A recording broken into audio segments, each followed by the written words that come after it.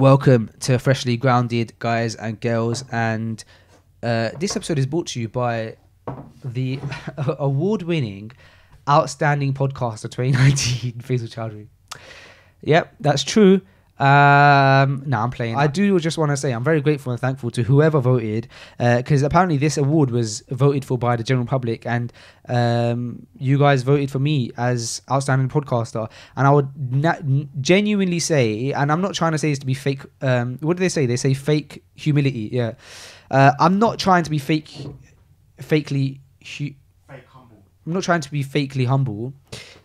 I genuinely believe that I'm the worst podcaster that ever exists. I mumble when I talk. I speak too fast. I can't get questions out in the correct manner. So for you guys to vote for me as Outstanding Podcast 2019 means the world to me, actually.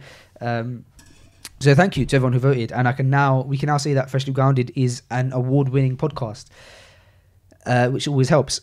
It helps us get some sponsors, really, inshallah. With that being said, guys, we haven't got any sponsors for this event, for this podcast, which means we need patrons. You guys have been so supportive in jumping on Patreon, the Patreon bandwagon, and supporting Freshly Grounded. Really and truly, by becoming a patron, you guys are enabling us to carry on Freshly Grounded, keep it running, and continue doing episodes, getting guests, and covering the costs for Freshly Grounded, and essentially allowing us to not have to try and find private sponsors and not put time into things that we don't want to put time into. We can constantly just put time into creating great episodes like this one. So if you want to support Freshly Grounded, you don't have to, but if you want to, and if you feel like it has ever benefited you and you want to be able to, give a thanks to the team, then you can do so. And the best way to do it is most probably to make dua for us, and then secondly to become a patron. And the way you could do that is by going to patreon.com. That's patreon.com/Freshly Grounded, and for about £5 a month you can support us. And £5 a month, everyone always gives a analogy or a metaphor for what £5 equals to, or what their Patreon subscription equals to. So off the top of my head, and coffee is always a good one, but I think a coffee costs a bit less than £5. But what I would say £5 is, Jibril, can you think of £5 a good, what costs £5 a month? That's not really much. Netflix is about £5, isn't it? That's true, but you get quite a lot for that. Oh yeah, you do. Yeah. For something that's £5, you don't get a lot from. Yeah, so we're trying to market Patreon here, and if we say Netflix, then it sounds like, you get better out of Netflix. Yeah, you get a lot out of Value Netflix. for money, man. Yeah, so we shouldn't. £5 is like flipping We're making a sandwich from Marks and Spencer's. sandwich from Marks and Spencer's. No, we can't. We need to think of a better analogy here. Look, guys, what you get for £5 is you get to support us. That's really it. You get to support us, £5 a month. And let's try and calculate. We need to try and be good marketers here and try and figure out how we can explain it in a way where it sounds like something that's really not much. So let's do. The reality of the matter is not much. Yeah. £5 is nothing. You're right. Like, it's just nothing. How can Especially over a month. How can we divide £5? Divide £5 by 31. Let's give us an extra day there. You're spending You're spending about 16p a day. Do you guys think that we're worth 16p a day? Maybe. 100%. Jibril says 100%. If so, then you can give us 16p a day and support the podcast. £1.12 a week. £1.12 a week. There you go. £1.12 a week. £1.12 a week. You can't get a coffee for £1.12 a week. Guys, not only do you get to support the podcast, but you actually get every episode a day early. Hold on. How easy is it to sign up? Because people don't really care about the money so much. It's about the effort of signing up. So how easy is it? That's a good point. Jibril was saying that people don't necessarily care about the money, but it's more about how easy it is to sign up. It's very easy to sign up. If you just go to my Instagram, actually, I have the link in my bio. So you just click on that link and then you select the tier. So you can select £5 or you can select the upper tier, and then you just put your details in. That's it. You're done. Yeah, you can do it from your iPhone. No dilly-dallying. Nah. We should all do it. May Allah bless you, Jibril. Guys, this episode, as you can hear, is with Jibril Hanzo. It's an amazing episode. Last time he was on, he spoke a lot about his trials. He spoke about trials in general, and he spoke about his divorce. This time around, he speaks about his second marriage. And he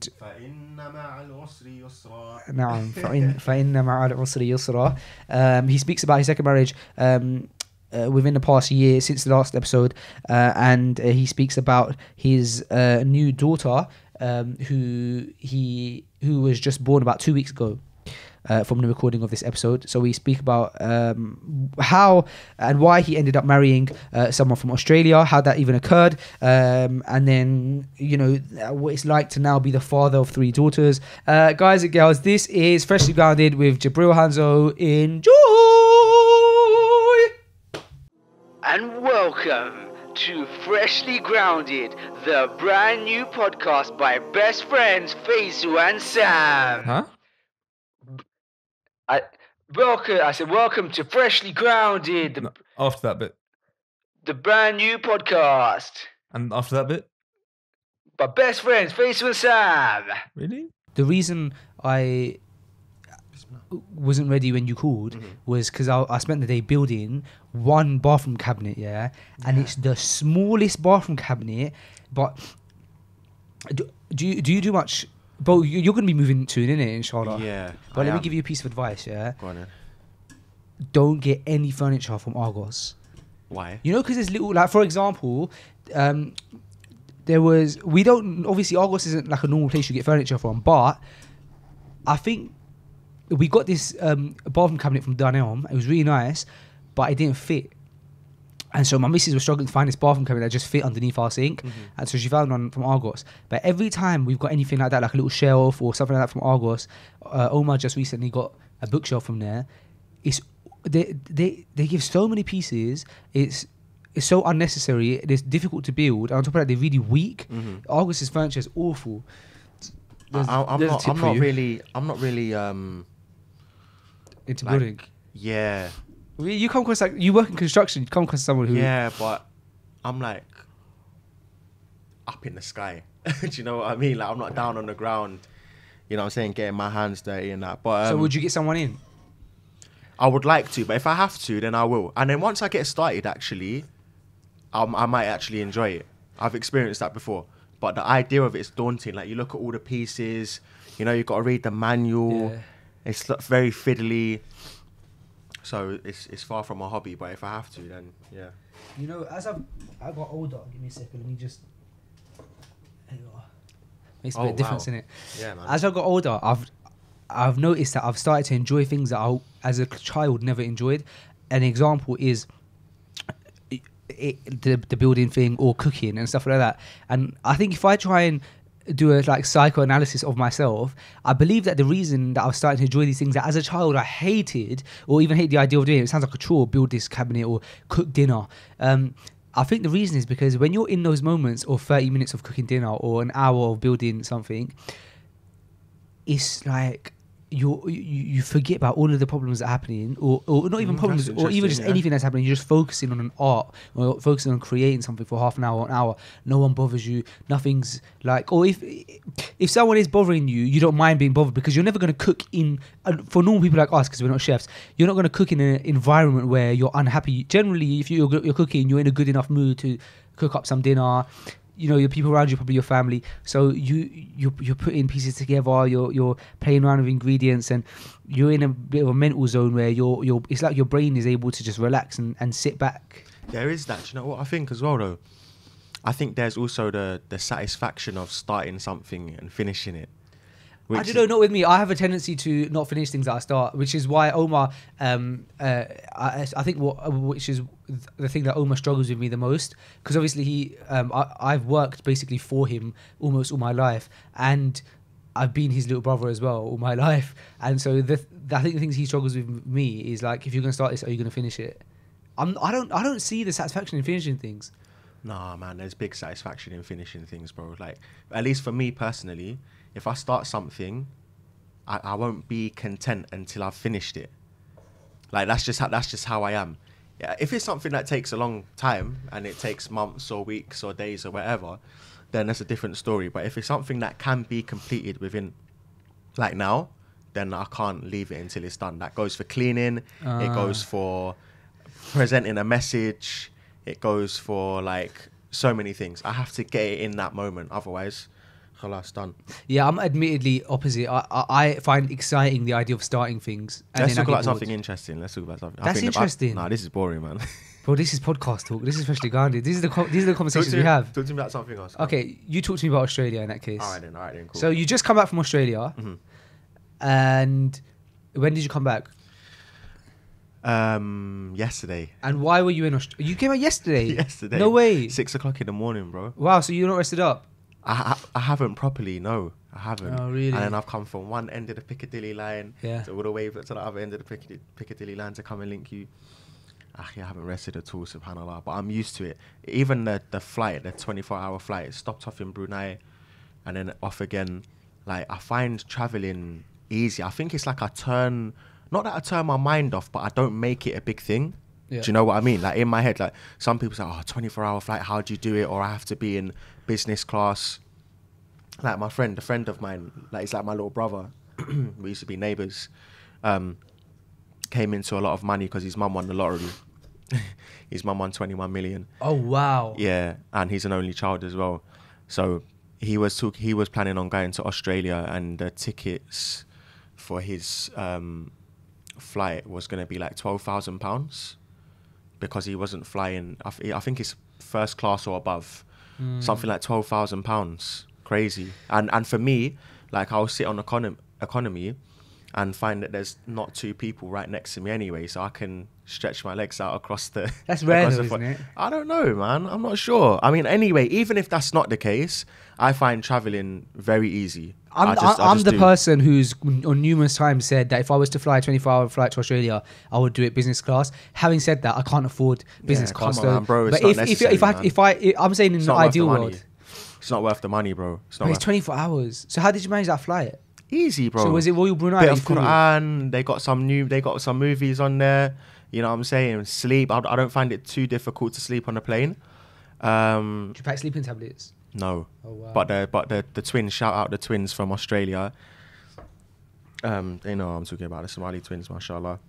They was like, Akhi, if you got like sleeping tablets, you gotta have them. I was like, no, I don't need it, man. So yeah, like. Did you fly Royal Brunei? Right, Royal Brunei, yeah. And I they're good. They're had decent. I had a good experience. Yeah, they're decent. They're decent still. The airport's dead. There's nothing there, but they do have a nice masjid though. They do have a nice prayer room. Yeah, comfortable carpet and stuff. But yeah, so the flight was cool. That's not really an issue for me. As you said, yeah, I haven't rested up at all. Really, I'm looking forward to getting back later on tonight and just chilling. But yeah, so what was the purpose of you being in Australia? Well, I kind of let onto it slightly that there was something going on in terms of when you asked me to get your Freshly Grounded exclusive on my relationship status. Yeah. What, have you never announced your relationship status? I thought you had to on social media a few months back. I wouldn't say announce it. No, when I got married, which was last year when I went to Melbourne, Australia for 10 days, which is mad because like my wife is Afghan, yeah, and you know, Afghans, they're very, you know, cultural people, tough people. I've always loved Afghans as well. I only know brothers, obviously.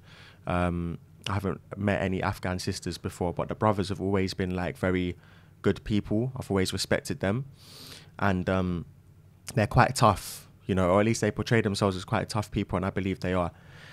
And I had a goal in mind, and the sister had a goal in mind to get married within that 10 days. So I was meeting the family during that 10 days, and we was going to try and reach this lofty target,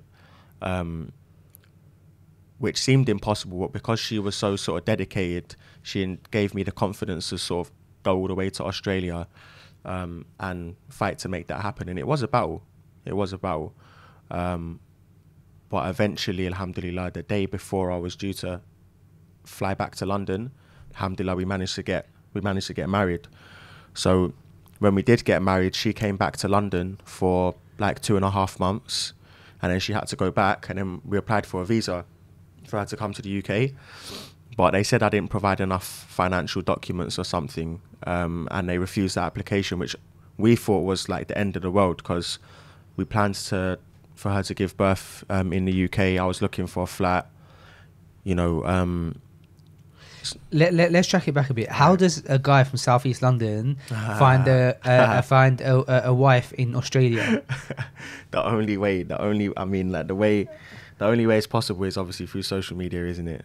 But because I imagine that when people listen to this, the first thing they'll think is, you're going through visa issues as we speak and stuff, and the thought does come to your head that why would you make things harder for yourself and marry someone in Australia? But I'm sure you would argue it's not. You can't choose. Yeah, it's really not like that. Like, because my family, before I was tripping, like my mum, my sister, they're a little bit neggy in it. Do you know what I'm saying? They're a bit negative sometimes. But they was like, oh, why are you going all the way to Australia for? Da, da, da, da. And it's funny, yeah, because my mother-in-law, my wife's mum, she the first time she called me, the first time I spoke to her was at 7 o'clock in the morning on a Sunday morning. And I didn't know she was calling. I just got a call from Australia. I was thinking, rah. So I answered it, and it was her. And she said the same thing. She was like, go and marry someone from where you are. Really? Yeah. Naturally, because think about it, man. Like, I think that's one of the things that she loves me, by the way. My mother-in-law loves me. Now, sometimes parents don't always get it right. Do you know what I'm saying? Like, they'll give their kid a hard time when it comes to marriage. But if you're sincere, then alhamdulillah, it will eventually show. And we went through a lot, but her mum loves me. And I love my mother-in-law. I've got, like, alhamdulillah, the best mother-in-law. But naturally, as you can imagine, yeah, you live on one side of the world. Oh, yeah. Completely. Yeah, you live on one side of the world. Then your daughter comes to you and says that she wants to marry a non-Afghan, mixed race revert, divorced with 2 kids. And he lives in London. Come on, man. That's a parent's worst nightmare. Yeah. That is a parent's worst nightmare. Impossible to ask. It sounds like. So I empathize with her completely. Like throughout the whole thing, even if she was giving my wife a hard time, or this is obviously before marriage, yeah, giving her a hard time or giving me a hard time or whatever, I always empathize with her because I could understand naturally that this is like your worst nightmare, and they don't have a big family. Do you know what I mean? So I was very like compassionate and very like understanding and always respectful, like always alhamdulillah rabbil alameen. Allah granted me like the ability to always be respectful, understanding, patient, and it ended up paying off. I could tell she liked me the first time we met, but it was just the idea of letting her daughter go to the other side of the world was like a no. But it's like if Allah subhanahu wa ta'ala wants to execute his qadr, like his will, like it will be done. Yeah. Do you know what I mean? And of course and then you two as potential husband and wife, you start need to do your job. Yeah. Do you understand what I'm saying? Because if you don't, and you transgress, and you transgress your parents, even you transgress your siblings, you transgress Allah, then Allah will remove his aid away and you won't get married. And I'm telling you, by the way, yeah, Allah aided us completely. Like, it's like he was holding our hands throughout the process. Wouldn't have been possible otherwise. Just ask any Afghan.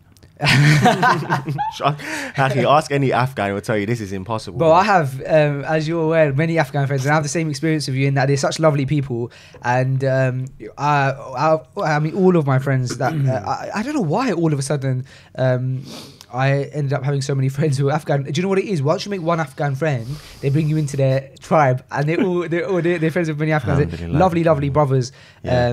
But you're right, a very, very tough exterior.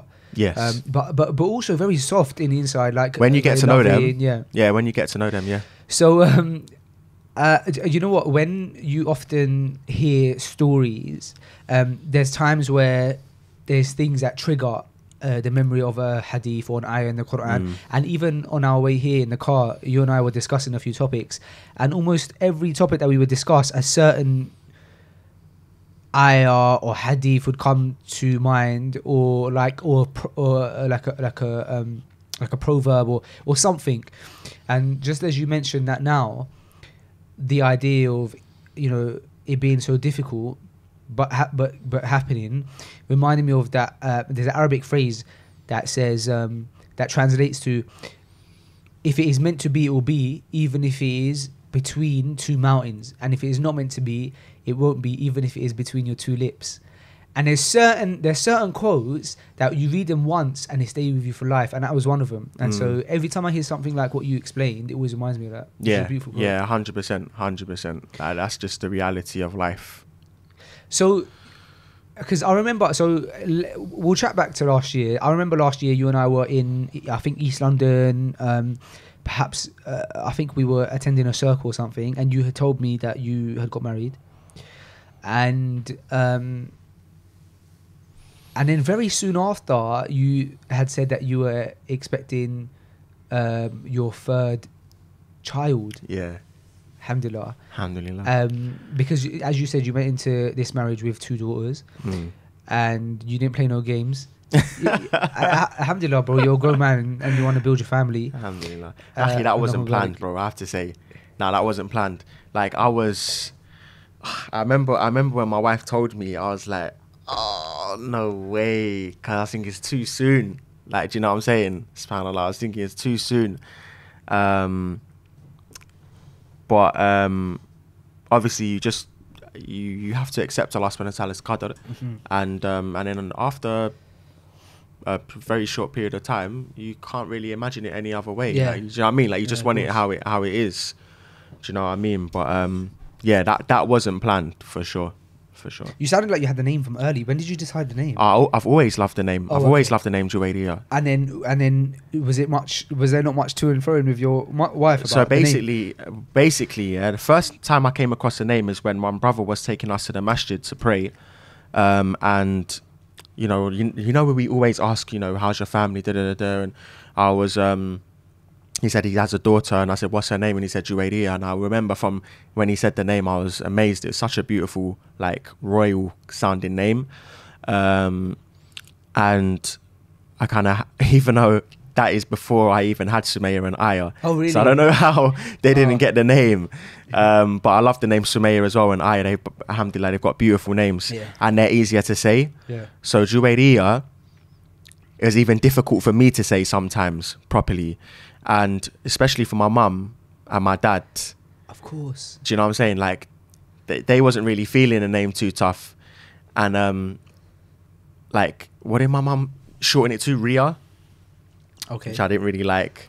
And then there's Riri. But then that kind of reminds people of Rihanna a little bit. So it's like, it was a mushkila. So we was like, okay, let's look at some other names. So what names did I find? Like Ayana, which is quite a nice name. There's another name which meant night rain. I can't remember what. Amaya. I think Amaya means night rain. Amaya. Okay. Yeah, which is a nice name as well. So anyone can take those names if they want. And I love night rain. Like, I love the sound of rain at night when you're indoors. But it often makes me think about the homeless people. Does it do that to you? Oh, that's rough. Does it do that to you or not? No, it doesn't. It doesn't. Whenever it's raining and it's nighttime, almost always, I say to my missus, I say, Alhamdulillah, look at that. It's raining outside. It's night. It's cold. It's dark. And look, we have a roof over our head. Alhamdulillah, that's mashallah, Allahumma barik. That's gratitude, man. But I mean, I just too busy enjoying the sound of the rain. Nice sound. The sound of the rain. And I'm making myself sound too much of a good human, which is not true. It just is what it is. Like, alhamdulillah, it's good that you think that way. But yeah, like tried to call her those names a few times, but it just wasn't sitting right. And then we just submitted to, okay, cool, it's going to be Juwayriya, and any other shortening that takes place is going to happen. Because you can shorten any name. Like, my English name's Ryan. Oh, really? Yeah. You really suit Ryan so much. They could, my English name, Ryan. And they shortened that to Rai. As soon as you said Ryan, I see you suit Ryan a lot. Yeah.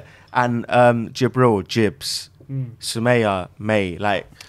Yeah, everyone just shorten everything, man. So you can't really avoid it. People shorten like for Omar's name is 4 letters. Everyone calls him O. Literally just the letter O. So it's impossible for your name not to be shortened. It's the hell of the people, man. What can you do? Yeah, it's impossible. What can you do? So basically, I had to come to Australia because obviously I wasn't gonna miss the birth, and then. So when was she born, Juwayriya? She was born... Oh, bless her. Allahumma ameen. She was born... Oh, I already forgot my kid's day of birth. No, but my point was more like, first of all, I'm so sorry if your wife is watching this, because you're gonna probably get the silence treatment. Oh, and bro. Secondly, I meant more like, like as in a week ago, 2 weeks ago. Kind of yeah, 2 weeks ago. Just over 2 weeks ago. Wow. Yeah. Alhamdulillah. So yeah, man, like that was the ultimate motive for the reason why I went to Australia and took 6 weeks, which was, like I said, remember I was saying that we thought it was the end of the world when the visa application was refused? Yeah. Couple bags down the drain, having to go away from work, because I'm like, my work is like self-employed. Really? You're kind of registered as like a sole I trader. see. Okay. And which has its benefits. Like people who work in the construction industry, like they have certain like benefits, especially tax wise, I think because of the nature of the work. And like, so if I go on holiday for 6 weeks, I'm not getting paid for 6 weeks. You feel what I'm saying? Yeah. But alhamdulillah, Allah subhanahu wa ta'ala really facilitated like financially, really made it like easy for me. And yeah, but it ended up being a blessing actually that the visa application was refused, because as I mentioned previously, we got married the day before I was due to leave from a 10-day trip. So during that 10-day period, it's not like I only met the brother that I helped my brother-in-law. Shout out my brother-in-law, Wahid. And Wahid. like 4 days or 5 days before I was due to leave. Do you understand? Like Mumsy was handling it, Mumsy Jan was handling it, and then he got involved. So I didn't get to spend any time with my in-laws really. So instead, Allah subhanahu wa ta'ala decreed 6 weeks, no work, no interruptions, nothing. 6 weeks with your family over there. And it was beautiful, man. I had such a good time, Akhi. Honestly, amazing. I had such a good time there, bro. Real talk. Like I learned a lot about sort of like the barakah in Muslim families, because my first marriage was to a revert. So my daughter's mum was a revert. So I was never kind of married into a Muslim family. And I used to not get onto, but I had it in my mind, like I didn't really respect the Asian culture, Pakistani culture, Bengali culture, any culture basically that said that the boys, once they get married, they stay at home with their mum. I was like, that's dead. Like I would live by myself since I was like 17 or something like that. And I just felt like as a married man, like you should have in your own house, in your own space, yeah? Because like, how are you going to be with your wife, do stuff with your wife, your mum's next door, your dad's, like, that's all mad to me. And that's just one example. The others is obviously, you want to hope that the mother-in-law gets on with the wife. And if that isn't the case, then it's an issue. But in any case, I observed and really began to empathize and understand why that is like that. Why the boys actually like to be at home, like with their mum, because it's such a vibe. Like, if the family get on with each other and they don't have any mad issues, and the in-laws get on with whoever married into the family, it's beautiful. So I'd looked at it as like, boy, if I was in that same situation, I'd probably stay at home with Mumsy as well. Helps with the finances too. Helps with the finances. It just makes sense, but it's just nice. So I booked an apartment a couple times during that period. Yep. And there'll be times it's like, yo, we want to go back home. Like, do you know what I'm saying? To go and spend time with, my mother-in-law, brother-in-law, etc. Because we would all sit down, eat together. Were you able to find, because you were saying in your previous marriage you wasn't married you didn't marry into a Muslim family necessarily. Yeah. Were you able to see benefits? Not necessarily at all. Okay, at all. Yeah. No, but I mean in the sense that it was more the extended family that wasn't Muslim. As in, you still married a Muslim when you married a revert. So well, that's another interesting story within itself, because I married her a couple minutes after she took her shahada. I wasn't even expecting to get married, bro. Oh, I remember you told me that marriage story. Yeah. Did you ever tell me that marriage story on camera, or did you tell me off camera? I think you told me off camera. I might have been off camera. So anyway, my point still stands in that. How did you... Oh, boy, that's your phone. Do you want to take it? Mm. All right. I like that response because we're on a podcast. My point still stands that you marry... when you had your daughter, Joeria, did you see benefits in having that family structure outside of yourself and your wife? Like, for example, the grandparents being there, and like Muslim grandparents being there, and like maybe like being grandparents. Do you know what I mean? Like, that's my wife calling, innit? I can tell because it's ringing and ringing. Does it say my queen? It does, yeah. Can I take it? Nah, just pass me my phone, inshallah. Right. If she calls again, I'll just tell her that what I'm doing. So Go on, bro. My point is that in, for example, the Pakistani community, there is, or not community, I don't know, tradition or whatever. There's grandparents take a very strong role, and I'm sure they take Actually, in the every role, family's every super. families. The family's super small, bro. There's not even there's no grandparents there. No, but the Joey Ria's grandparents. Your mother-in-law. Yeah, she's So, yeah. my point is, how did you find that? How did you Oh, find that's a good having Joey question. Ria and then her grandparents being around? Yeah, like, yeah. How was your observations with that? That's a good question. I don't like mollycoddling. Do you know what mollycoddling is? Yeah. I don't like that extreme sort of like, oh, is she okay? Oh, she's sick? Oh, is she ill? And all that like excessive worrying and attention. I don't like it. I don't like that style, basically. And it was a bit challenging at times. Like there was a couple times where I was just like, there was one time I wanted to wash her and everyone was like, because she was crying and stuff and I wanted to wash her, yeah? And, you know, they're all like worrying and all coming around, like my mother-in-law and my brother-in-law like, in the bathroom, like, yo, can you sort of get out, please? Like, can you sort of just give us some space? Because it's like, they're very, you know, like she's crying. I don't want to diss my in-laws. So I love my in-laws, alhamdulillah. Wallahi, I've got the best in-laws. I truly have. So I don't want to fall into like going excessive with it. But They were overly concerned because a new baby. yeah, but I don't like that. I don't like that energy. Yeah. I don't like that energy. Just be easy, relax. As a child, alhamdulillah, Allah is like, you know, taking care of this baby. We're taking care of this baby. Like, doesn't need to go to the hospital if there's a slightest thing. You're a very easygoing guy, though. Allah Mubarak. You are. You have that. You give that. That's the vibe best off way to to get you. through life, bro. Yeah. Like, there's too much stuff going on. There's too many things to potentially worry about to be anything other than easygoing. Because I'm easy. I'm a warrior. Yeah, but I'm a warrior sometimes. But it's some people say this isn't a reason to. But say, for example, someone's not answering the phone, like for quite a long period of time. Sometimes I might start thinking the worst, which is unnecessary. So I can be a bit of a warrior at times. But when I can see what's going on and it's in my surroundings, it's no good, man, because you know that Allah subhanahu wa ta'ala is controlling everything. You know no harm's going to come unless he wills. You know no benefit's going to come unless he wills.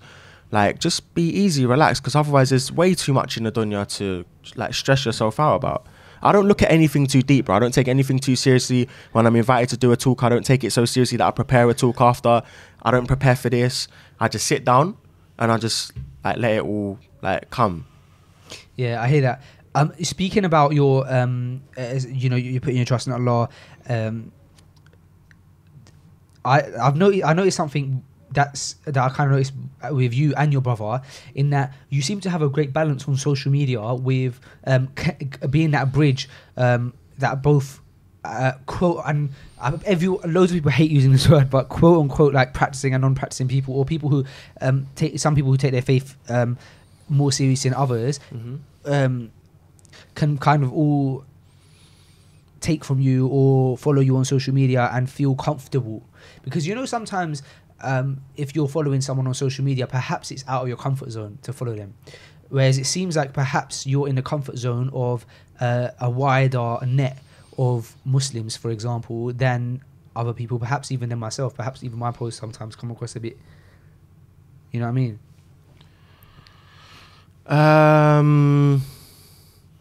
Yeah, I mean, I would say that may be true to an extent.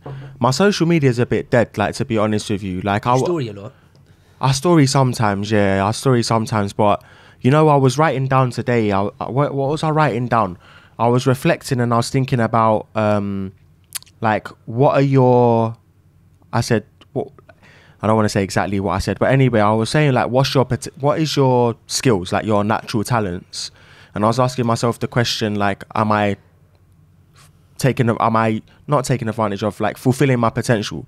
Am I trying to fulfill my potential in those skills? That's a very good thing to reflect upon. Yeah. So I had 3 things that I came up with, and for the first one, I was able to say yes, I am utilizing my skills in that area, but I need to push it more. And then along with the same category of what that talent is, was the dawah. But then at the same time, I need to push it more also. I feel like I need to start doing it a little bit more. Share those three things. Yeah. You Okay. feel confident in. Okay. All right. Cool. No problem. I just didn't want to come across as like arrogant or whatever, like talking about what your qualities are, or what you think your qualities are anyway, because that may not be the reality according to other people. But you know yourself more than other people know you. Do you know what I mean? And I'm sure that everyone knows their advantages and their disadvantages. Yeah. So communication, like being able to communicate, that's one of my like natural like abilities. I don't know if you could call it a talent. I think that might be pushing it slightly, but I'm good at communicating. And obviously, the reason why I gave that a thumbs up and noted what it was because of my counselling project, class counselling. So I said, okay, cool. I'm utilising my ability to be able to communicate by helping people with their issues and being able to communicate effectively and understand, which kind of ties into one of the other things as well. So I gave myself a thumbs up for class counselling. I'm utilising my ability to be able to communicate well, but I need to push it a bit more because I don't do any content for the Ikhlas counselling page. I don't do any content for it, and whenever I do content, people reach out to me, like, do you know what I'm saying, and people, you know, book sessions and stuff like that. And by the way, Ikhlas counselling is still going, like I'm doing sessions whilst I was abroad and everything, but really? because I don't post, maybe people think that nothing's going on. Shout out all my clients as well, by the way. I love all of you for the sake of Allah.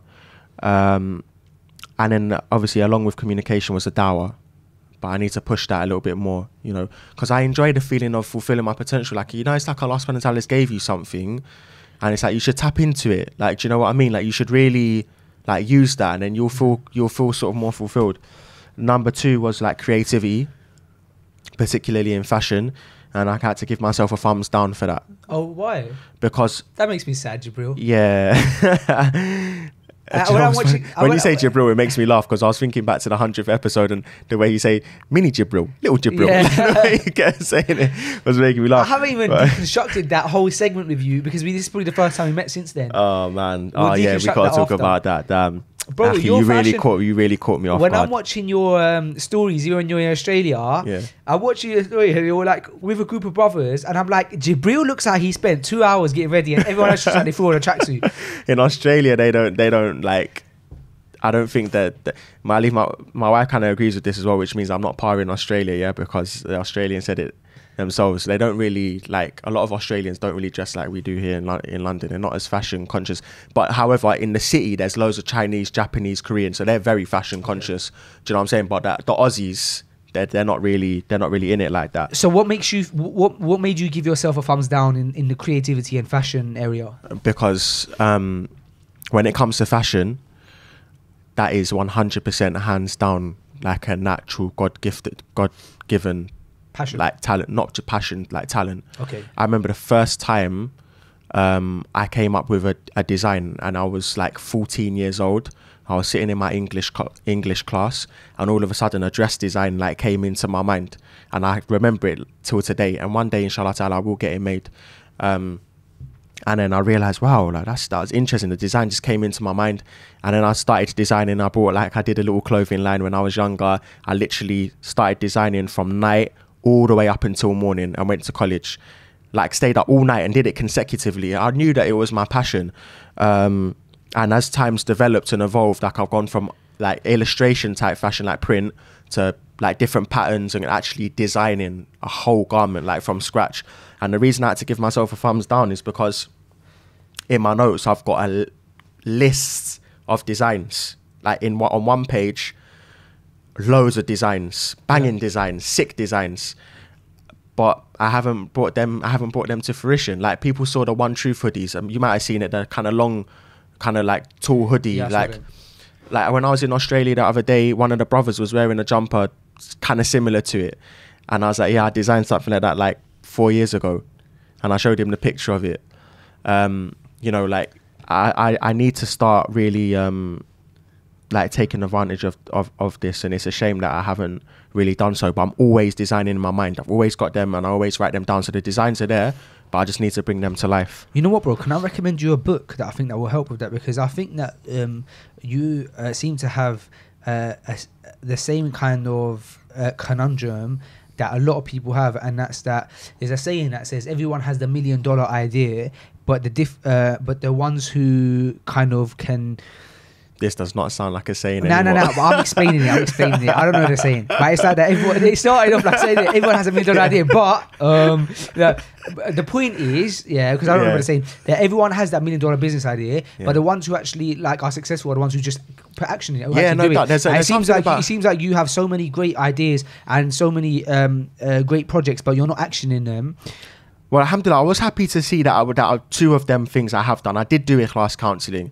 And I did get the typical sort of like self-doubt, people thinking, oh, who are you to counsel? You know, all of those sorts of whispers from shaitan.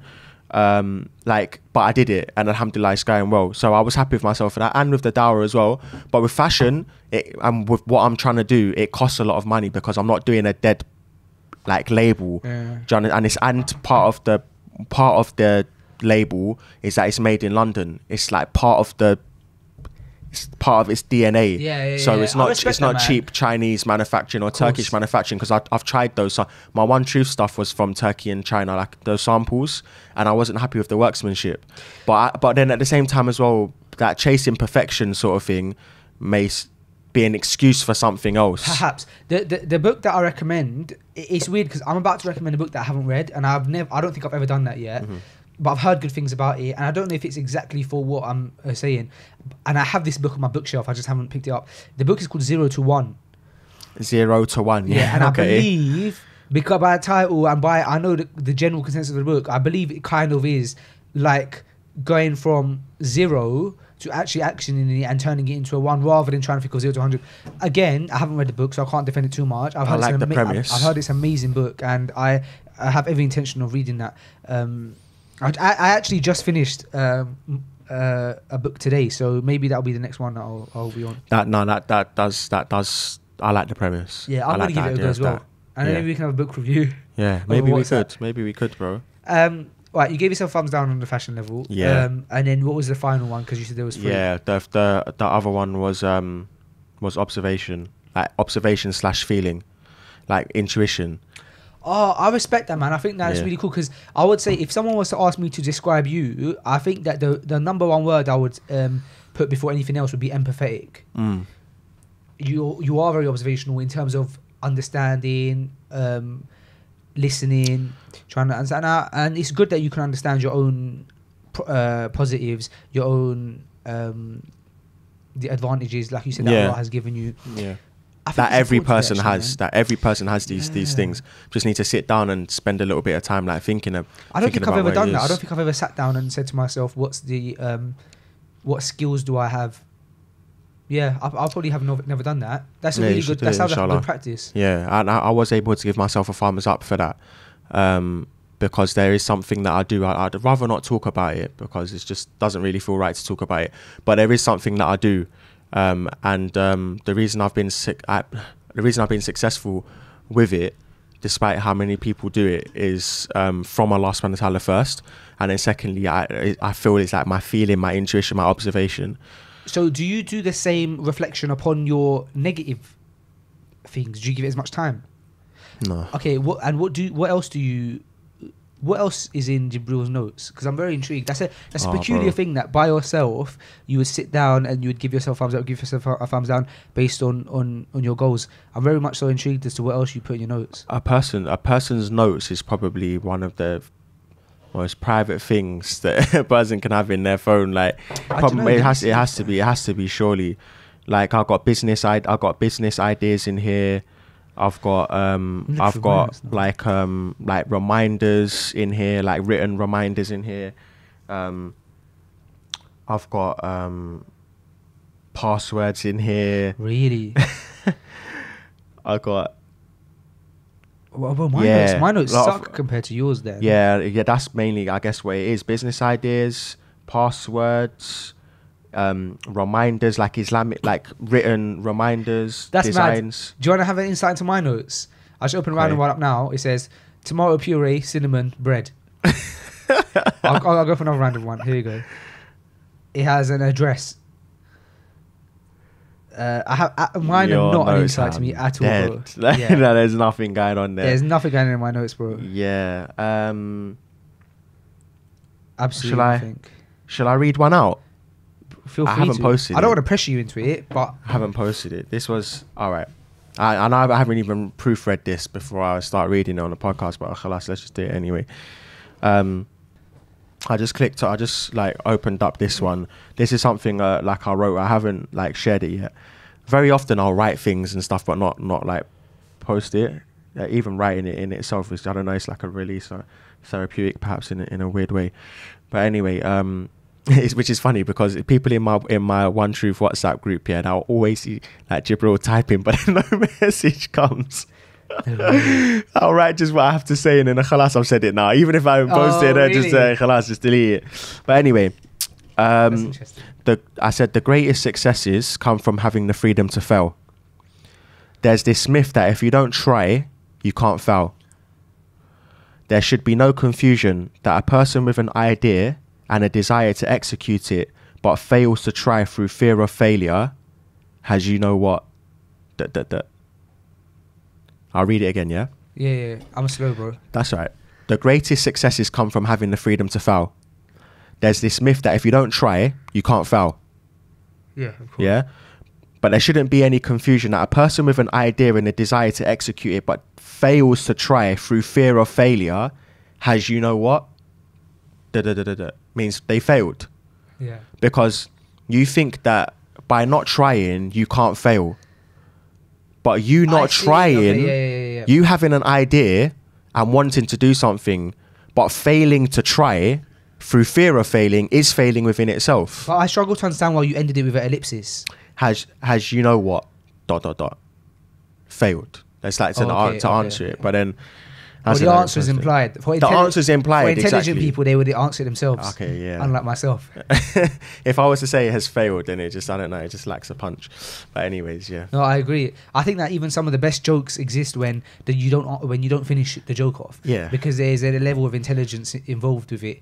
And then when you give the answer to the audience, for example, if you're a stand-up comic, which neither of us are, so I have no reason to like deconstruct stand-up comedy. It has to be thought-provoking. Of course, man. The fun in the joke is that the guy hasn't told you the whole joke, and then you figured it out yourself, and it's like a little secret between you and the comic.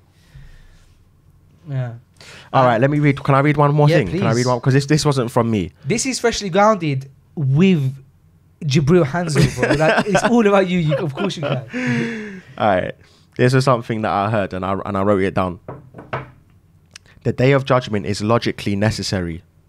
The day of judgment is logically necessary because in its absence, the righteous and the wicked become equal, which is against all norms of justice and equality. Yeah, that's powerful. That's very powerful. Yeah. Anyway. So what do you do with these notes? I just have them, bro. Do you ever look back on them? Sometimes. One of my companions sent me 3 different adhkar, and I memorized them through, having them in my notes. Do you use your reminders? Bro, it's deep. When I was going through like that real like heavy trial of like divorce, yeah, and like having to leave my daughters and stuff like that, and like everything you built like over 6 years. Not because, and do you know what, by the way, yeah, I want to say this, yeah, because when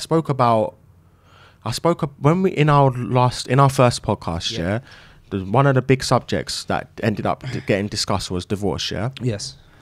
And people be like, like how could Jibril, like Hanzo, divorce, like you should come across like a perfect person or whatever. And I don't think that I was also sort of like balancing this. Like men, and I worry about brothers like in their first marriages, because in nowadays there's so much room for error. There's so many room for like rookie, like novice, like mistakes.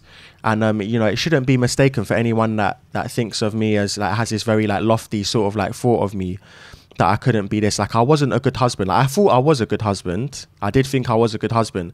And the reason why I thought I was a good husband, that this is like during the marriage, yeah, and a little while after, is because I would never cheat. I would never cheat. Inshallah ta'ala. I would never like commit adultery. When I say cheating, I'll never commit adultery. Like it's like a huge fear of mine. I think I might have spoke about this in the podcast perhaps. You didn't speak about it in the podcast, but I remember you saying in a story that Ahmed the Repenter affected you a lot. Yeah, Ahmed the Repenter, yeah. So there's, as I said, there's a few like lectures, stories that have like impact, like definitely had an impact on my life. And Ahmed the Repenter by Bilal Asad was definitely one of those. So like I fear like adultery, like to genuine level. I really like I'm scared of it to the extent where in my dreams, so like when I was married previously, you know when we have those type of dreams, yeah, you know what type of dreams I'm talking about, yeah.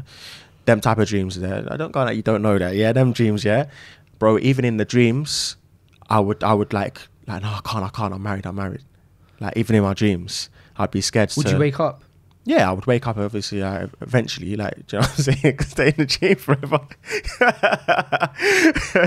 So yeah, but alhamdulillah, I would wake up eventually. But like even in the dreams, like I was scared of adultery because I wasn't, it's just, yeah, I'm not about that life. But then the thing is, there's more to being a good husband than just not committing adultery.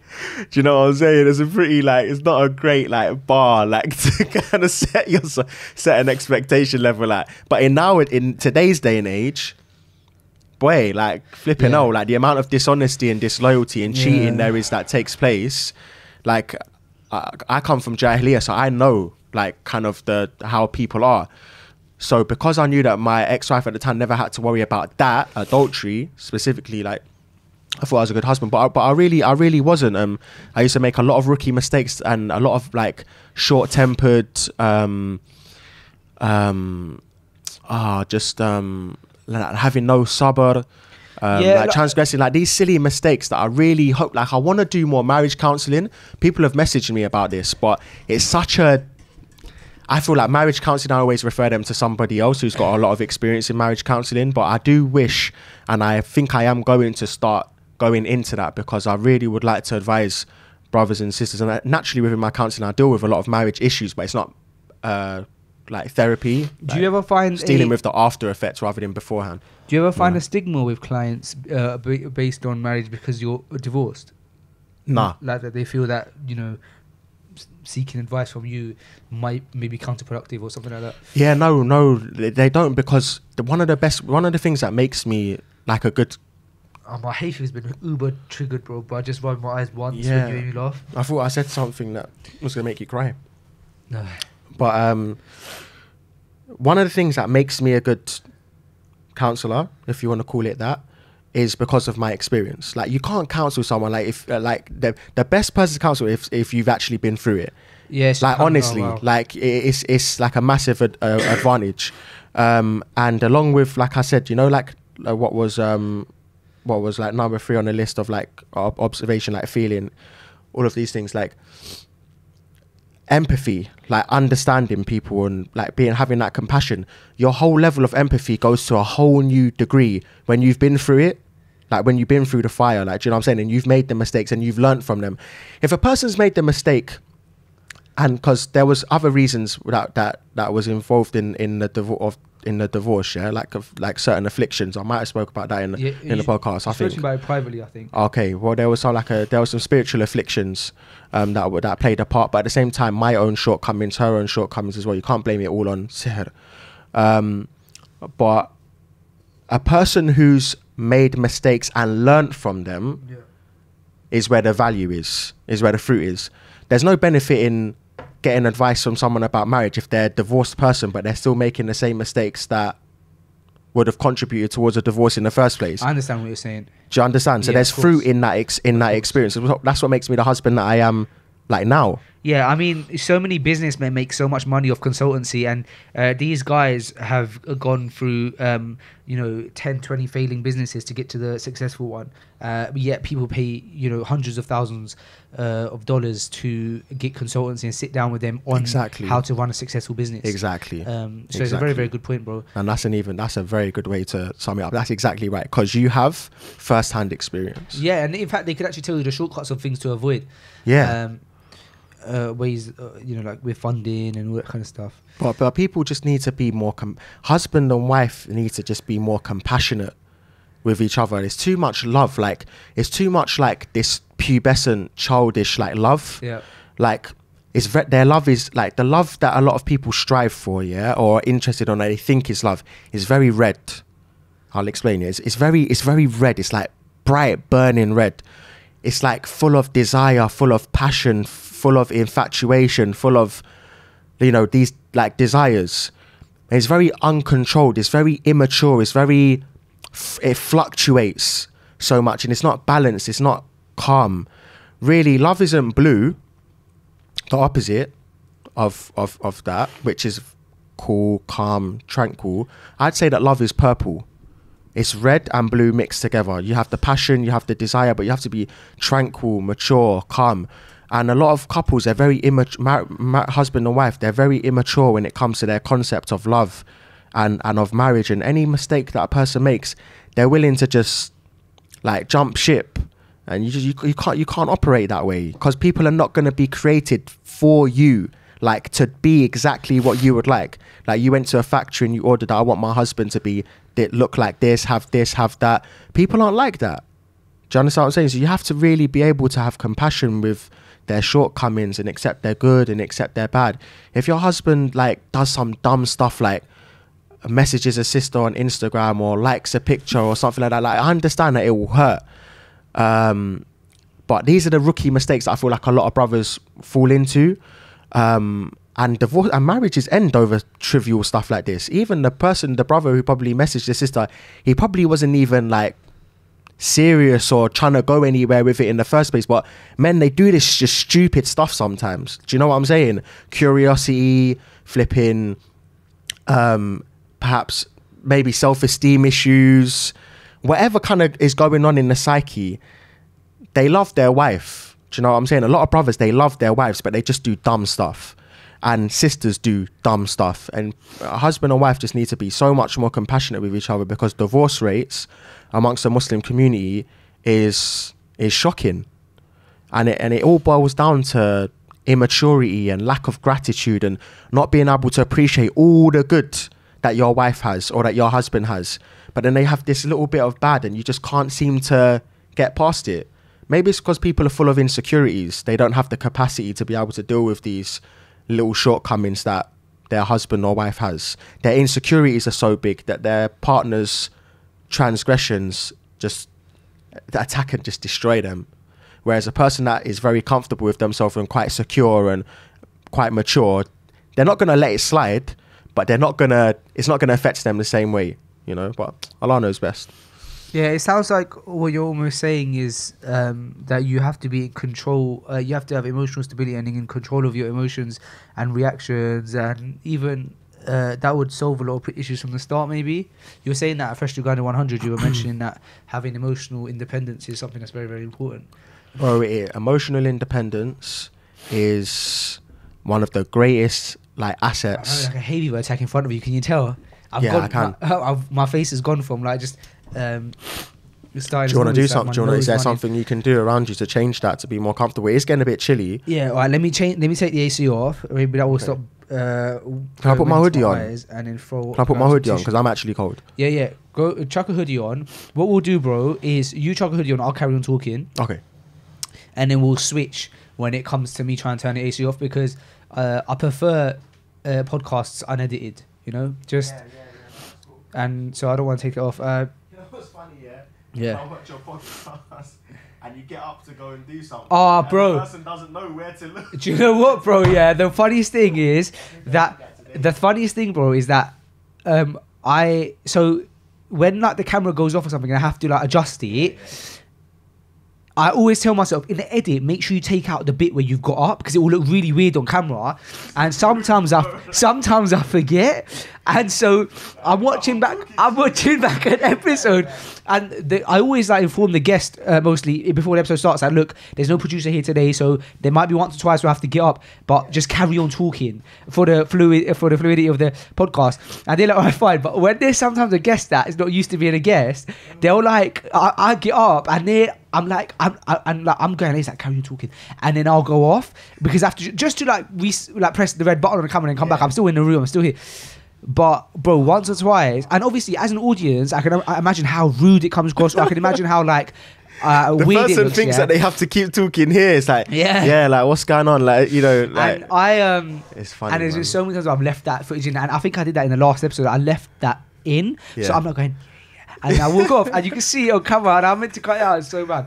Oh, bro, you know, my nose is dripping so bad. I'm gonna go grab a tissue and stuff. But you're gonna have to hold the fort on the mic for a second. Okay, all right? all right. Speak to the audience, bro. When we come back, when I come back, we're gonna deconstruct FG100, that segment. Yeah. And I'll tell you my thought process behind it as well. All right then. All right, cool. Let's talk about Australia. Come, we can do this. We can do it. So I went to Melbourne, Australia. I was there for 6 weeks. Beautiful beaches, beautiful views, beautiful brothers. I was actually invited to do a little talk at a couple of different masajid there to speak to the youth. And yeah, hamakallah. And it was interesting, subhanAllah. It was really, really fascinating that it seems that the UK... I asked the brothers, like the older brothers, like, what's the issues here in Australia, like with the youth, like what they involved in, what's the violence like, what's the drugs like, not what's the drugs like, but what kind of what's the drugs like? What's the drugs like what kind of like stuff are they into, like in terms of like drugs, what's the drug situation like? And he was like, the violence is calm, like there's not really any stabbings or anything like that, but what they're trying to do, what the youth are trying to do, is they're trying to make the lifestyle there like London.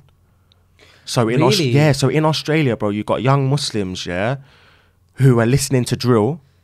You know that type of music, drill. It's like a genre of like UK music, And they are trying to make their surroundings like London.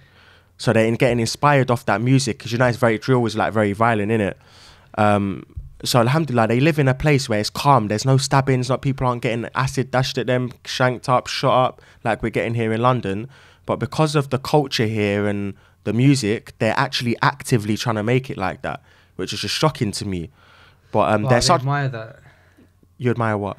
I'm saying they admire that. Oh, they admire it, and it's crazy. But they're such beautiful like young brothers, mashallah. And I really hope that and I ask Allah subhanahu wa ta'ala to make it such that they don't succeed in making Australia or their part of Australia, Melbourne, like London. Because who wants to live in a place where people are getting shot and stabbed up left, right and centre? I posted on my story the other day, one guy got, was it a shooting or a stabbing? I think he was stabbed to death.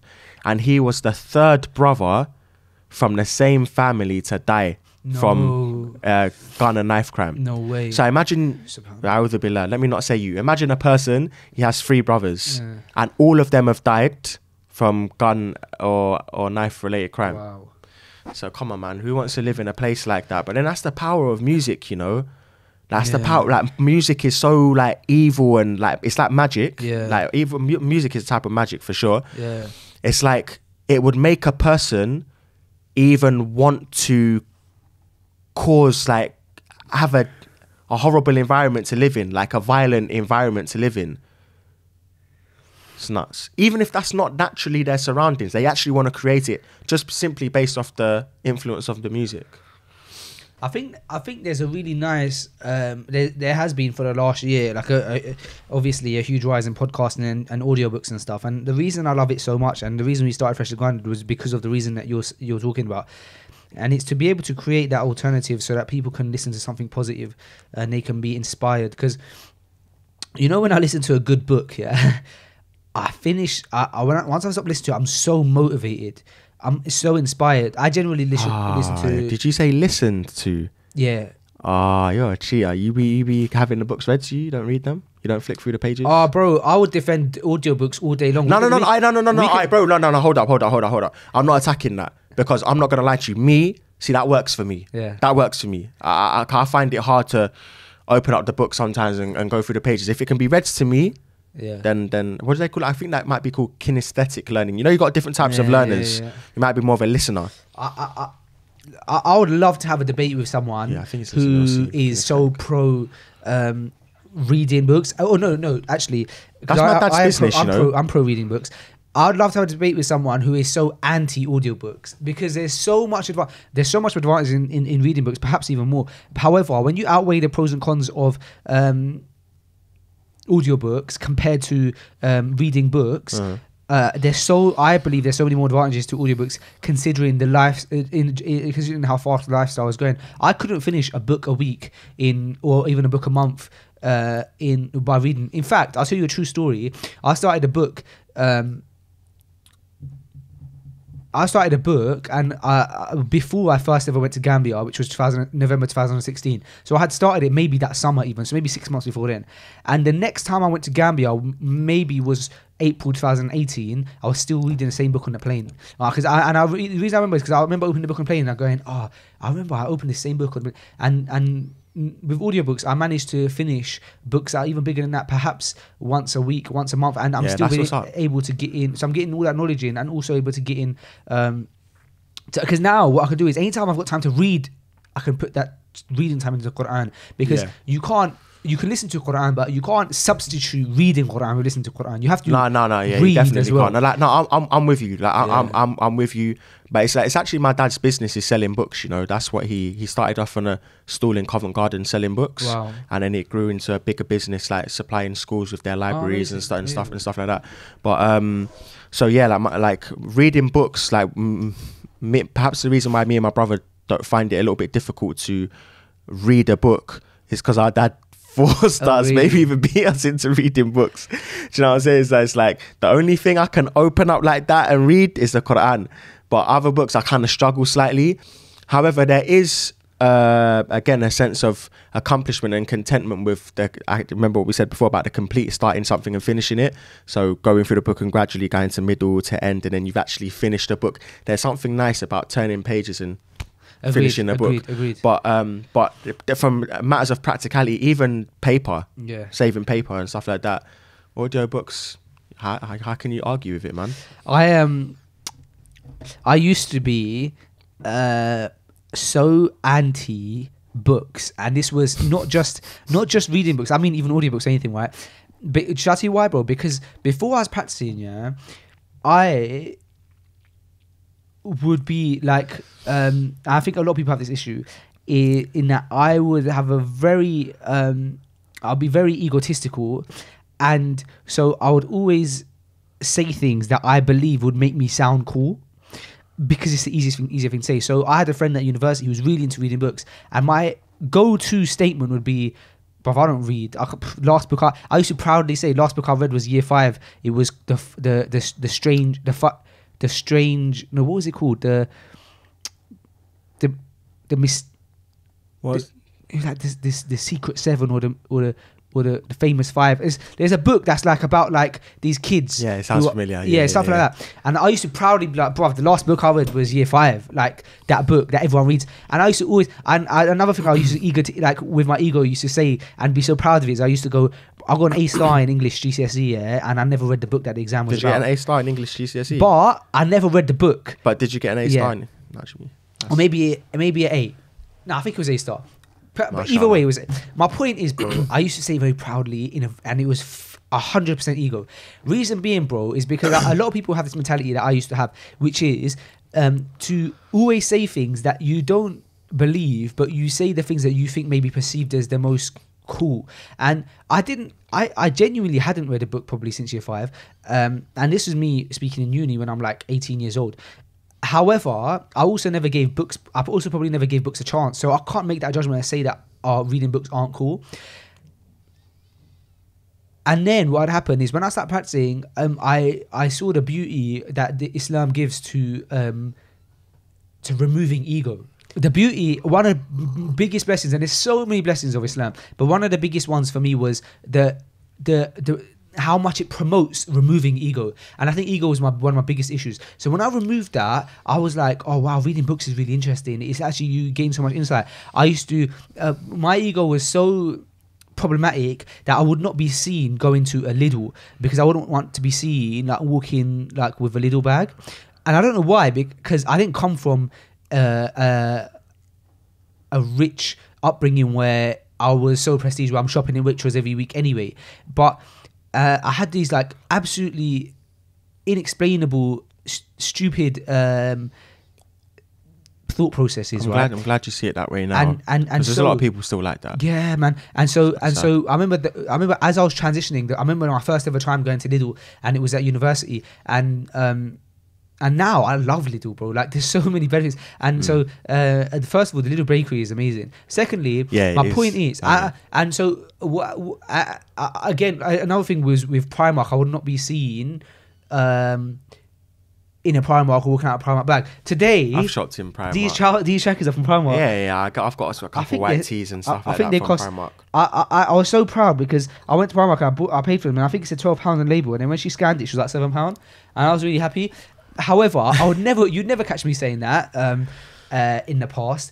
But that's the disease, bro. That was the disease I had before Islam showed me the light of the beauty of my stresses went down so much because I never had to prove anything to anyone. Yeah, in fact, I would advise people, I'd be like, yo, you should grab these from here, bro. They cost me £7. Yeah, how sick is that? You're just becoming yourself, innit? Yeah, do you know what I mean? It's like, so beautiful to be yourself, to be the true self, whatever that is, bro. Maybe you're not into books, and I say it like I'm a book geek. I'm not a book geek. I just enjoy hearing about certain things. I'm not. I have to say, I have read some good books though. Like when I was younger, like Mallory Black. Have you ever heard of the author Mallory Blackman? You heard of Pick Heart Boy? Pick Heart Boy, yeah. I must have read that in school, maybe. Yeah, maybe probably. Not like that. I really liked a lot of her books. I hate. I think it's fiction. Is it called fiction? The books that are. Do you know how much that's been on my mind recently? Which is the one between fiction and non-fiction? I always get so confused, bro. Anyway, I think non-fiction is non-fiction. true. No, I think non-fiction is. Oh no, we have to Google it right now. We sound so dumb, bro. Damn, bro. We're speaking in front of thousands of people. Like, this is actually rough, subhanAllah. Because I've been thinking about that so much. What is the one, fiction or non-fiction? People are screaming right now. Fiction refers to literature created from the imagination. Non-fiction refers to literature based on fact. Okay, so so non-fiction is I only listen to or read non-fiction. Right. Okay. I don't read or listen to fiction. I don't see any benefit in it for myself. I can understand how it can trigger creativity in maybe young people, but you know, escapism. Yeah, like man. There was and I read some good Roald Dahl. Obviously, everyone knows Roald Dahl. BFG, yeah. Yeah, BFG. James and the Giant Peach. Yeah. James and the Giant Peach was like such a big film, man. Because if you didn't like home life, if you hated home, and you read James and the Giant Peach, it's like a boy, and you love fruit. Like, I love fruit, and there's a boy that gets away from his like a household that he just doesn't like, and he goes away on a giant peach, like on this adventure. It's banging, bro. Books are honestly amazing. They are amazing. I feel like fiction books give me nightmares. Really? I can't explain it why. Because maybe as a child they used to or something. I like non-fiction, man. I like learning about things. I like movies that are based on true stories. Oh, like Coach Carter. No, we're talking about Coach Carter, sick film. Nudge me again. Coach Carter, banging film. Interesting. Banging film. Yeah. Bro, Freshly Garden 100. Yeah. Bro, can I just say before you kind of, dissect, that Allahumma barik, bro. I want to congratulate you again on what you accomplished, along with the help of Sam and Omar as well. I know he was involved a little bit. Yeah. But he did go out of his way to express that it was very much yourself. And I was thinking, because I've been thinking about what you accomplished with this podcast, and particularly that episode for time, but for regularly I think about it, because the thing that sticks with me is the creativity. I think it's overlooked, the level of creativity that you have. Like, you're very much creative, bro. Like, I would find it difficult to put together and come up with the concepts that you came up with. Fair enough, maybe part of you did a bit of research and a lot of it is taken from different places, but all creativity and stuff is taken from other places. But honestly, it takes a real creative to put that together, to come up with the initial video, the comedy video and all of that stuff. The way you did the recording of your first voice note to Sam when you spoke to him about your idea. Remember that of course you remember that bit. Like the little mini Jibril Hanzo thing. honestly, bro, like you really, really went above and beyond on I appreciate that, bro. I really appreciate that. I'm really happy with how that all went, and I'm working on our next the event, filming at inshallah. the back was a bit shaky though. The filming of the episode, Yeah, that's the my film wasn't only great. that's my only critique. Yeah, I agree. The film wasn't great, and I'm working towards our next event right now. And I've got, I'm actually, I've got some huge road bumps that I'm trying to deal with. And these road bumps, if I don't get over them, is actually going to make or break whether we can actually go ahead and do this next live event. But inshallah, with some du'a, we can get over this hurdle and we can do the next event. But with that, my intention is I've got a team who professionally film who I'd invest in making sure that they get the episode out. So inshallah, everything's been going positive. However, in the last week or two, I've incurred a very large hurdle that I'm trying to get over now, so that we can make that next event happen. So just for the people who are watching, yeah, if you wasn't present for the 100th episode, but you watched it online, I guarantee you, the next time the brother does a freshly grounded episode, make sure you get your tickets, and don't be like those people who thought the tickets wasn't going to sell out because they sold out quick time. Even watching it online is nothing. Even if the filming was great, nothing would have compared to actually being there. There was an atmosphere, isn't it? You can't film atmosphere. Yeah, It's no, you impossible. can't. Yeah, you can't capture film atmosphere. atmosphere. Yeah, you can't catch it. It was mashallah, different level. So one of the things that happened at the event, which I was very strong on, was I wanted every person who was on the stage to have something that they wasn't expecting and that would surprise them, and I wanted to make sure everyone had fun at this event. And so we had put aside a fun segment for everyone, and no one knew about it. So for Omar and Josh, for example, we had done this game of me and Omar versus Josh and Sam. Josh and Sam obviously business partners for countless years, and Omar and I obviously brothers, and we wanted to do who knows who best, and that was really funny and fun, and we had a laugh. And I think when you have a laugh and you have fun, the audience have fun. Yeah, and then that was really funny. with Bilal, we had his lyrics, which was very funny. Yeah, he had to guess his own lyrics, which he really struggled with. Ajmal Lats had the arm wrestle, and so for you, as you remember, so we had this segment where a mini version of you came out, and he, because you do counselling, we wanted you to counsel like a younger version or your past self, and now with your experience. Yeah. And so I don't think you know how that all came about.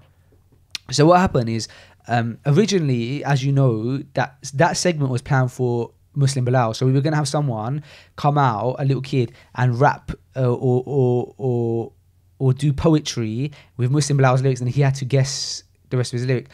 And what happened is, we came across a young brother who was a lot more suited to you.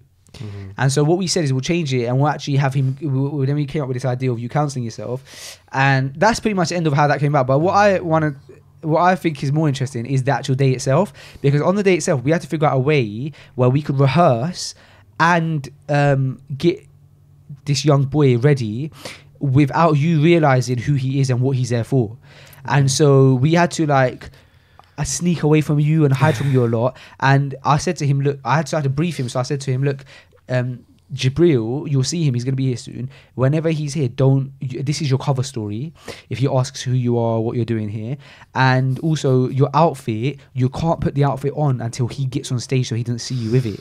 And then what we did is we also did rehearsal, and the rehearsal happened before you got there, and we had a very tight deadline to get the rehearsal in, because everyone else was doing the production meeting, and the production crew was sorting out their stuff, and so we had to get this rehearsal in. And also we were conscious of you turning up, and we got the rehearsal in, and he knew his cue, and he, bless him, executed it perfectly. I said, on this cue, this is when you roll in, and just like clockwork, he rolled in and he sat down and he he was brilliant, and he turned it up a notch as well. He was brilliant. He was really, really good. I was about to say between you and me, but it's not between you and me, is it?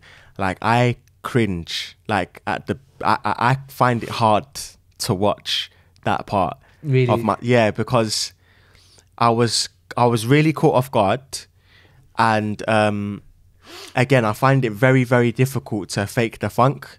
I find it extremely difficult if it's not from the heart, if it's not organic. Like I can't. I find it very difficult to do, and I had to counsel a young boy. Yeah.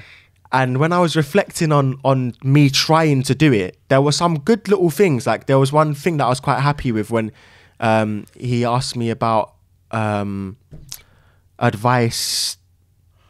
I can't remember what it was. It's something about, oh man, I can't remember what it was. But anyway, I gave him some really, really good advice, which was quite cool. But it's like I'm speaking seriously and deeply to like a, how old did he say he was? Like 9, hypothetically, or something like that. So it's quite cringy to watch. Well, but it was funny. That was a beauty in it, because I wanted something that was fun and funny, but then I also wanted to open up to actually getting an insight into your psyche and to genuinely, because you have been always very open with your journey, that you have gone through a lot in life, and some of the major points that we know of as the public is your reversion to Islam, your marriage and then subsequent divorce, your having 2 daughters. These are just the things that we know about. So we know that at least even just based on the things that we know about, you've had experiences in life, and so they've obviously shaped you as a person. And so speaking to a version of yourself that has not yet gone through all that, how would you approach those pieces of advice? So while it was meant to be fun, I also did want to have that serious aspect to it. So being someone who was completely surprised by it, the way you handled it was amazing, and then you were able to be a bit serious with it. But what was also amazing, bro, is if you notice the atmosphere in the room, it was very jokey, and everyone laughed, everyone found it so fun when he walked in. But then once you started talking and giving advice, everyone zoned in and focused on you, and it was like people getting insight to your mind. And I think that's what was beautiful about that segment. No, it was good. Like I said, especially the young kid. Like he did a great job, and after getting the flow, like getting into the discussion, getting into the stride of things, I did sort of like loosen up and felt like I was talking to him and stuff, like even though it was supposed to be myself. Yeah. But anyway, you really caught me off guard with that one. That was crazy, but especially as you asked me to get you a young Muslim Bilal. Yeah. You asked me, do you know anyone who can do it? Yeah. And I'm hearing you say, and then you bring out mini Hanzo, and I was just like, I couldn't believe it. I would have only clocked when you made it obvious. Yeah. I said something like welcome on stage, mini Hanzo, Jibril, mini Jibril. Like that's the only time I would have clocked. You turned around to me and you said, "Oh, you got me good," or something like that. Yeah. You caught me slipping big time. Trust me with that one. But that was amazing, man. That was. Did Elias make it to that event? He didn't. No. But I'm really looking forward to the next one.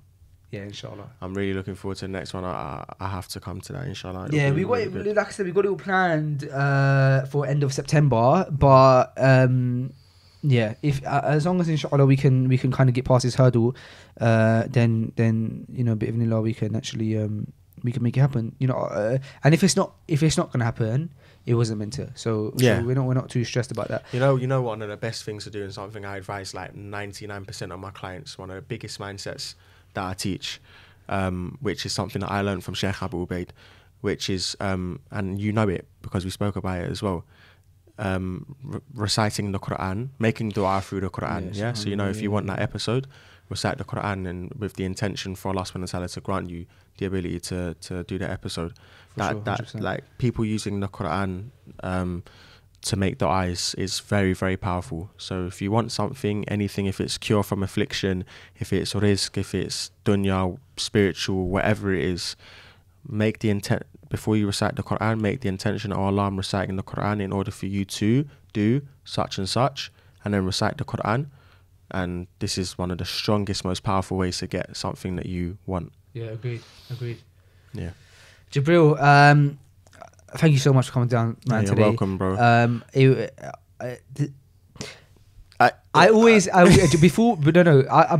Before we started this episode today, when we first met, you asked me a question almost instantly when you got in the car, and you said, do you ever struggle to do episodes or have conversation with people? And one of my favorite times is being able to have discussions with people who open themselves up and allow themselves to become vulnerable on a microphone. And the reason that's so interesting, bro, is because that's what we want to hear. We want to, and I'm speaking as an audience member now because I am a fan when I'm listening to someone like yourself. What we want to hear, bro, is we want to hear an insight to someone's life. We want to understand them and how they think so that we can try and improve ourselves, not so that we can be nosy. Perhaps people do listen because they want to be nosy, some people maybe, but generally I believe that people want to understand a person's psyche. And you can come to an episode of Freshly Grounded and in the entire hour and a half discuss cliches and say things where there's zero substance and you can get away with it as an episode. Example, you could spend a whole episode saying, I believe that success is something that is you have to push for it, and you have to work hard, and you have to make sure that you make the right decisions in life. And all of these things that I'm saying are empty, aren't they? They're things that everyone hears everywhere. So when someone can give us an insight into their life, insight into their journey, insight to getting married for the second time, and the struggles with that, and the beauty in having another child, whether she was planned or unplanned. This is the stuff that I think me as an audience member and people find interesting, because you're able to relate it with your own life, but also to take some lessons from it. They say that a wise person learns from other people's mistakes, and I'd probably extend that by saying also other people's experiences. They're not always mistakes. And last time you were on the podcast, as you mentioned, a lot of the episode was heavily based upon your divorce, and it's so beautiful that you could come onto the podcast for the second time and the discussions are based about you actually getting out of that dark tunnel.